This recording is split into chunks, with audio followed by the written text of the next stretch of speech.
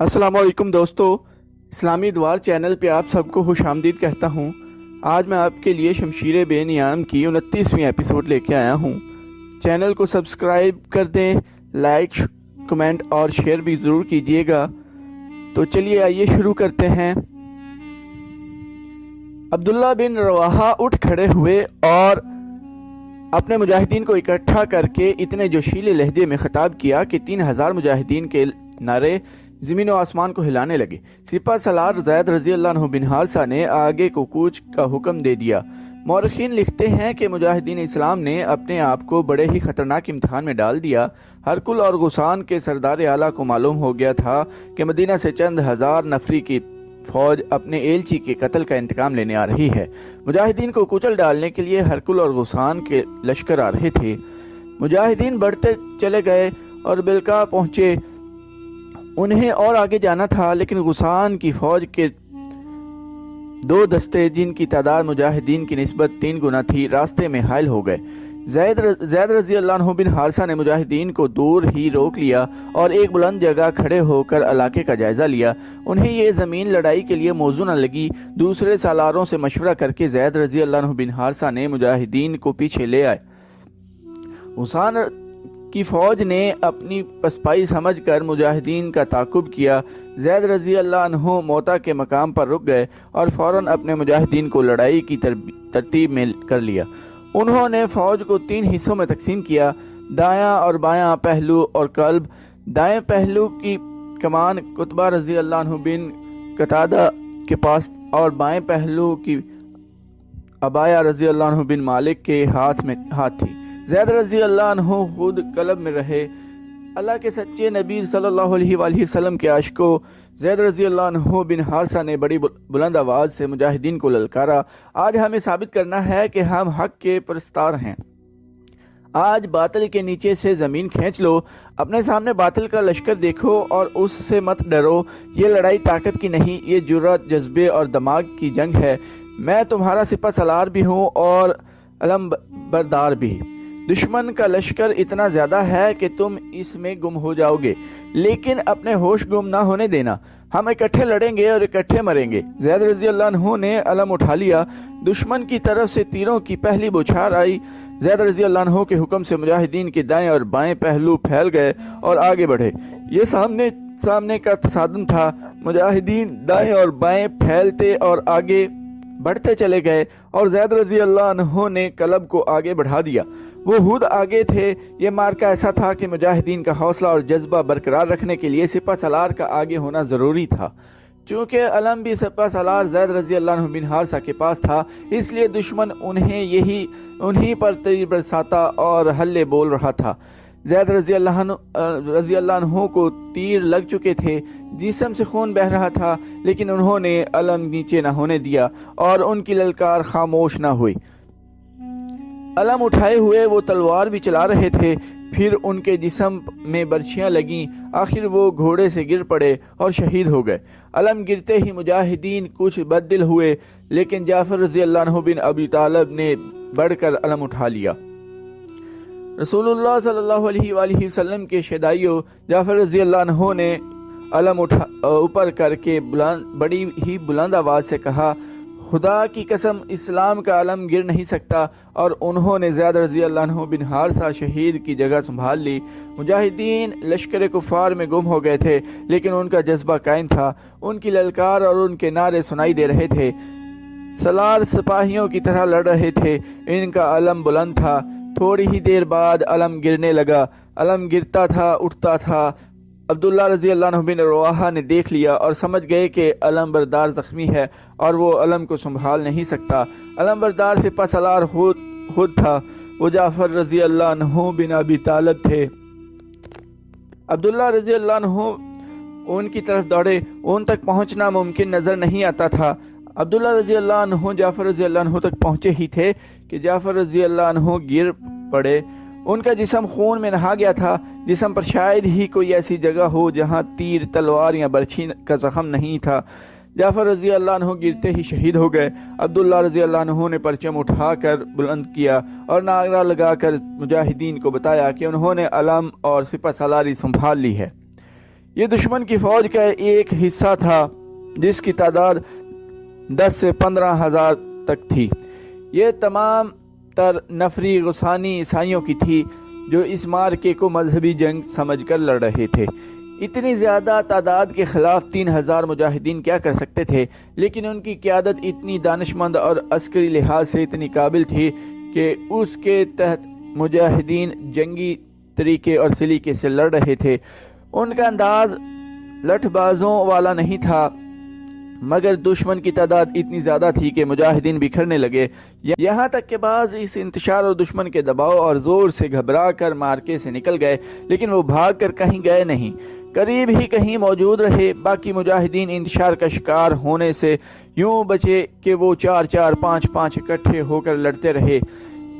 جنگی مبصرین نے لکھا ہے کہ غسانی مسلمانوں کی اس افراتفری کی کیفیت سے کچھ بھی فائدہ نہ اٹھا سکے، جس کی وجہ یہ ہے کہ مسلمان اتنی بے جگری سے اور ایسی مہارت سے لڑ رہے تھے کہ غسانیوں پر ان کا رعب طاری ہو گیا تھا۔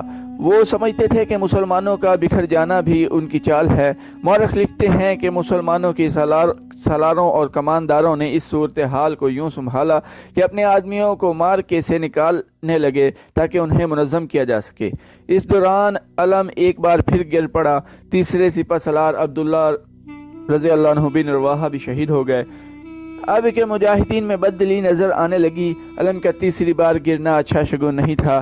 رسول کریم صلی اللہ علیہ وآلہ وسلم نے یہی 3 سالار مقرر کیے تھے۔ اب مجاہدین کو سپہ سالار خود مقرر کرنا تھا۔ علم گرا ہوا تھا جو شکست کی نشانی تھی۔ ایک سرکردہ مجاہد ثابت رضی اللہ عنہ بن ارقم نے علم اٹھا کر بلند کیا اور نعرہ لگانے کی انداز سے کہا، اپنا سپہ سالار کسی کو بنا لو، علم کو میں بلند رکھوں گا، میں ثابت رضی اللہ عنہ بن ارقم ہوں۔ مورخ ابن سعد نے لکھا ہے کہ ثابت رضی اللہ عنہ اپنے آپ کو سپہ سالاری کے قابل نہیں سمجھتے تھے اور وہ مجاہدین کی رائے کے بغیر سپہ سالار بننا بھی نہیں چاہتے تھے، کیونکہ نبی کریم صلی اللہ علیہ وآلہ وسلم کا حکم تھا کہ 3 سالار اگر شہید ہو جائیں تو چوتھے سپہ سالار کا انتخاب مجاہدین خود کریں۔ ثابت رضی اللہ عنہ کی نظر خالد رضی اللہ عنہ بن ولید پر پڑی جو قریب ہی تھے، مگر خالد رضی اللہ عنہ بن ولید کو مسلمان ہوئے ابھی 3 ہی مہینے ہوئے تھے، اس لیے انہیں اسلامی معاشرت میں ابھی کوئی اہمیت حاصل نہیں ہوئی تھی۔ ثابت رضی اللہ عنہ بن ارقم خالد رضی اللہ عنہ کے عسکری جوہر اور جذبے سے واقف تھے۔ انہوں نے علم خالد رضی اللہ عنہ کی طرف بڑھایا، بے شک اس رتبت کے قابل تم ہو خالد۔ نہیں، خالد رضی اللہ عنہ نے جواب دیا، میں ابھی اس کا مستحق نہیں۔ خالد رضی اللہ عنہ نے علم لینے سے انکار کر دیا۔ لڑائی کا زور کچھ ٹوٹ گیا تھا۔ ثابت رضی اللہ عنہ نے للکار کر مجاہدین سے کہا کہ خالد رضی اللہ عنہ سے کہو کہ علم اور سپہ سالاری لے لے۔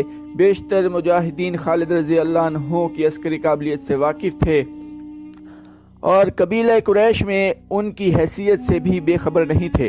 خالد رضی اللہ عنہ، خالد رضی اللہ عنہ، خالد رضی اللہ عنہ، ہر طرف سے آوازیں بلند ہونے لگی۔ خالد رضی اللہ عنہ ہمارا سپہ سالار ہے۔ خالد رضی اللہ عنہ نے لپک کر علم ثابت رضی اللہ عنہ سے لے لیا۔ غسانی لڑ تو رہے تھے لیکن ذرا پیچھے ہٹ گئے تھے۔ خالد رضی اللہ عنہ کو پہلی بار آزادی سے قیادت کے جوہر دکھانے کا موقع ملا۔ انہوں نے چند ایک مجاہدین کو اپنے ساتھ رکھ لیا اور ان سے قاصدوں کا کام لینے لگے، خود بھی بھاگ دوڑ کرنے لگے، لڑتے بھی رہے۔ اس طرح انہوں نے ان مجاہدین کو جو لڑنے کے قابل رہ گئے تھے یکجا کر کے منظم کر لیا اور انہیں پیچھے ہٹا لیا۔ غسانی بھی پیچھے ہٹ گئے اور دونوں طرف سے تیروں کی بچھاڑیں برسنے لگیں۔ فضا میں ہر طرف تیر اڑ رہے تھے۔ خالد رضی اللہ عنہ نے صورتحال کا جائزہ لیا، اپنی نفری اور اس کی کیفیت دیکھی تو ان کے سامنے یہی ایک صورت رہ گئی تھی کہ مارکا ختم کر دیں۔ دشمن کو کمک میں بھی مل رہی تھی لیکن خالد رضی اللہ عنہ پسپا نہیں ہونا چاہتے تھے۔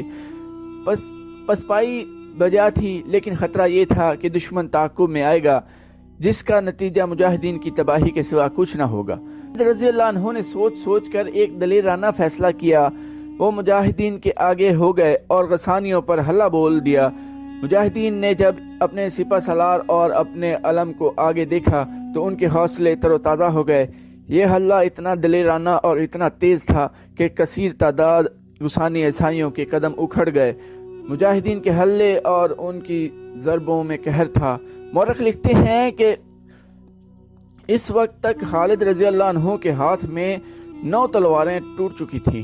खालिद रज़ी अल्लाह अन्हु दरअसल गसानियों को बिखेर कर मुजाहिदीन को पीछे हटाना चाहते थे। इसमें वो कामयाब रहे। उन्होंने अपने और मुजाहिदीन के जज्बे और इस्लाम के इश्क के बलबूते पर यह दलेराना हमला किया था। हमले और हल्ले की शिद्दत ने तो पूरा काम किया, लेकिन गुसानी मुजाहिदीन की इस गैर मामूली दिलेरी से मरूब हो गए और पीछे हट गए।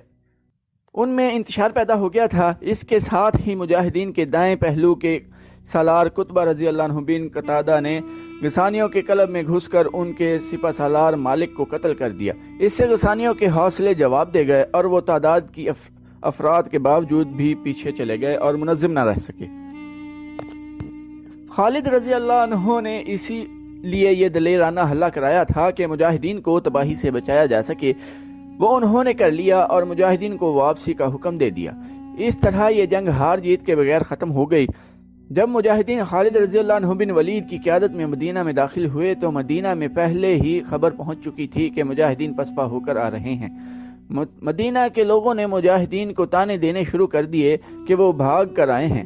खालिद रज़ी अल्लाह अन्हु ने रसूल अकरम सल्लल्लाहु अलैहि वसल्लम के हुजूर मार्के की तमाम तर रुदाद पेश की। लोगों के ताने बुलंद होते जा रहे थे। खामोश हो जाओ। रसूल करीम सल्लल्लाहु अलैहि वसल्लम ने बुलंद आवाज से फरमाया, ये मैदान जंग के भगोड़े नहीं, ये लड़ कर आए हैं और आइंदा भी लड़ेंगे। खालिद रज़ी अल्लाह अन्हु अल्लाह की तलवार है। इब्न हिशाम वाकदी और मगाजी लिखते हैं कि रसूल करीम सल्लल्लाहु अलैहि वसल्लम के ये अल्फाज खालिद रज़ी अल्लाह अन्हु बिन वलीद का खताब बन गए। अल्लाह की शमशीर। इसके बाद ये शमशीर अल्लाह की राह में हमेशा बेनियाम रही। कबीला कुरैश का सरदार आला अबू सुफियान, जो किसी वक्त ललकार कर बात किया करता और मुसलमानों को मोहम्मद सल्लल्लाहु अलैहि वसल्लम का गिरोह कहकर उन्हें पल्ले ही नहीं बांधता था, अब बुझ कर रह गया था। खालिद रज़ी अल्लाह अन्हु बिन वलीद के कबूल इस्लाम के बाद तो अबू सुफियान सिर्फ सरदार रह गया था। यूँ लगता था जैसे जंगो जदल के साथ उसका कभी ताल्लुक रहा ही नहीं था। खालिद रज़ी अल्लाह अन्हु बिन तलहा और उमर रज़ी अल्लाह अन्हु बिन अल-आस जैसे माहिर जंगजू भी उसका साथ छोड़ गए थे। उसके पास अबी अकरमा और सफवान जैसे सालार मौजूद थे, लेकिन अबू सुफियान साफ तौर पर महसूस करने लगा था कि उसकी यानी कुरैश की जंगी ताकत बहुत कमज़ोर हो गई है। तुम बुज़दिल हो गए हो अबू सुफियान, उसकी बीवी होंद ने एक रोज़ उसे कहा। तुम मदीने वालों को मोहलत और मौका दे रहे हो कि वो लश्कर इकट्ठा करते चले जाएं और एक रोज़ आकर मक्का की ईंट से ईंट बजा दें। मेरे साथ रह ही कौन गया है होंद? अबू सुफियान ने मायूसी के आलम में कहा, मुझे उस शख्स की बीवी कहलाते शर्म आती है जो अपने ख़ानदान और अपने कबीले के मकतूलैन के खून का इंतकाम लेने से डरता है। होंद ने जो कहा, मैं कत्ल कर सकता हूँ। अबू सुफियान ने कहा, मैं कत्ल हो सकता हूँ, मैं बुज़दिल नहीं, डरपोक भी नहीं, लेकिन मैं अपने वादे से नहीं फिर सकता। क्या तुम भूल गई हो कि हदैबिया में मोहम्मद सल्लल्लाहु अलैहि वसल्लम के साथ मेरा क्या मुआहदा हुआ था? अहले कुरैश और मुसलमान 10 साल तक आपस में नहीं लड़ेंगे। अगर मैं मुआहदा तोड़ दूं और मैदान जंग में मुसलमान हम पर गालिब आ जाएं तो तुम मत लड़ो। होंद ने कहा, कुरैश नहीं लड़ेंगे, हम किसी और कबीले को मुसलमानों के खिलाफ लड़ा सकते हैं। हमारा मकसद मुसलमानों की तबाही है। हम मुसलमानों के खिलाफ लड़ने वालों को दरपर्दा मदद दे सकते हैं। कुरैश के सिवा कौन है जो मुसलमानों के खिलाफ लड़ने की जुर्रत करेगा? अबू सुफियान ने कहा, मौता में हरकुल और गुसान के 1 लाख के लश्कर ने मुसलमानों का क्या बिगाड़ लिया था? क्या तुमने सुना नहीं था कि 1 लाख के मुकाबले में मुसलमानों की तादाद सिर्फ 3000 थी? मैं अपने कबीले के किसी आदमी को मुसलमानों के खिलाफ लड़ने वाले किसी कबीले की मदद के लिए जाने की इजाज़त नहीं दूंगा। मत भूलो अबू सुफियान। होंद ने गज़बनाक लहजे में कहा, मैं वो औरत हूँ जिसने उहद की लड़ाई में हमजा रज़ी अल्लाह अन्हु का पेट चाक करके उसका कलेजा निकाला और उसे चबाया था। तुम मेरे खून को किस तरह ठंडा कर सकते हो? तुमने हमजा रज़ी अल्लाह अन्हु का नहीं, उसकी लाश का पेट चाक किया था। अबू सुफियान ने होंठों पर तंजिया मुस्कुराहट लाकर कहा, मुसलमान लाशें नहीं और वो जो कुछ भी हैं, खुदा की कसम मैं मुआहदा नहीं तोड़ूंगा। मुआहदा तो मैं भी नहीं तोड़ूंगी। हुंद ने कहा, लेकिन मुसलमानों से इंतकाम ज़रूर लूंगी। اور یہ انتقام بھیانک ہوگا۔ قبیلہ قریش میں غیرت والے جنگجو موجود ہیں، آخر تم کرنا کیا چاہتی ہو؟ ابو سفیان نے پوچھا۔ تمہیں جلدی پتہ چل جائے گا، ہند نے کہا کہ گرد و نواح میں خزاعہ اور بنو بکر دو قبیلے آباد تھے، ان کی آپس میں بڑی پرانی عداوت تھی۔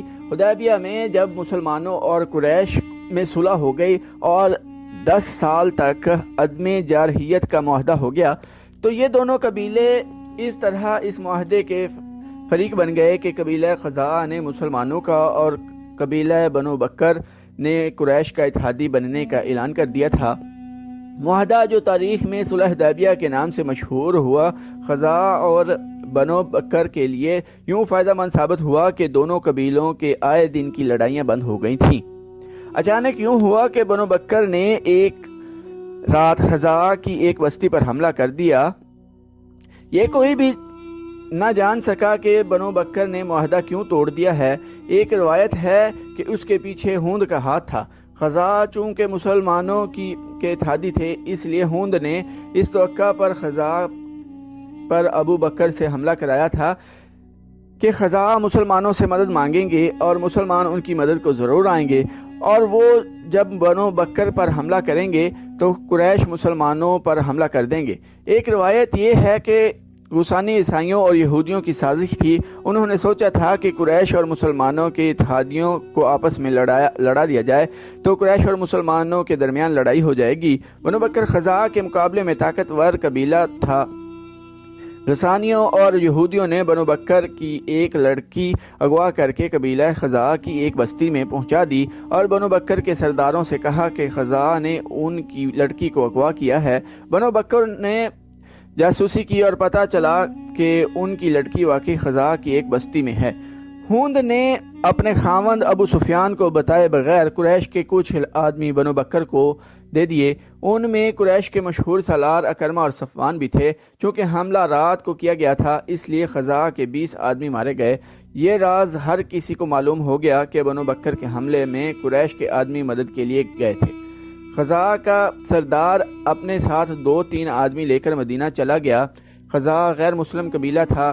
خزاعہ کے ایک آدمی حضرت رسول اکرم صلی اللہ علیہ وآلہ وسلم کے حضور پہنچے اور آپ صلی اللہ علیہ وآلہ وسلم کو بتایا کہ بنو بکر نے قریش کی پناہی سے حملہ کیا اور قریش کے کچھ جنگجو بھی اس حملے میں شریک تھے۔ خزاعہ کے ایلچی نے رسول اکرم صلی اللہ علیہ وآلہ وسلم کو بتایا کہ اکرمہ اور صفوان بھی حملے میں شامل تھے۔ رسول اکرم صلی اللہ علیہ وآلہ وسلم غصے میں آ گئے اور یہ معاہدے کی خلاف ورزی تھی۔ آپ صلی اللہ علیہ وآلہ وسلم نے مجاہدین کو تیاری کا حکم دے دیا۔ مورخ لکھتے ہیں کہ رسول اللہ صلی اللہ علیہ وآلہ وسلم کا رد عمل بڑا ہی شدید تھا۔ اگر معاملہ صرف بنو بکر اور خزاعہ کی آپس کی لڑائی کا ہوتا تو حضور صلی اللہ علیہ وآلہ وسلم شاید کچھ اور فیصلہ کرتے، لیکن بنو بکر کے حملے میں قریش کے نامی گرامی سالار اکرمہ اور صفوان بھی شامل تھے۔ اس لیے آپ صلی اللہ علیہ وآلہ وسلم نے فرمایا کہ معاہدے کی خلاف ورزی کی ذمہ داری اہل قریش پر عائد ہوتی ہے۔ ابو سفیان نے صلح حدیبیہ کی خلاف ورزی کی ہے۔ مدینہ کی گلیوں اور گھروں میں آوازیں سنائی دینے لگیں، رسول اللہ صلی اللہ علیہ وآلہ وسلم کے حکم پر ہم مکہ کی اینٹ سے اینٹ بجا دیں گے، اب قریش کو ہم اپنے قدموں میں بٹھا کر دم لیں گے۔ رسول اللہ صلی اللہ علیہ وآلہ وسلم نے مکہ پر حملے کی تیاری کا حکم دے دیا۔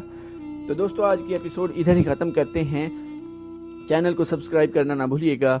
ٹائم دینے کے لیے شکریہ۔ اللہ حافظ۔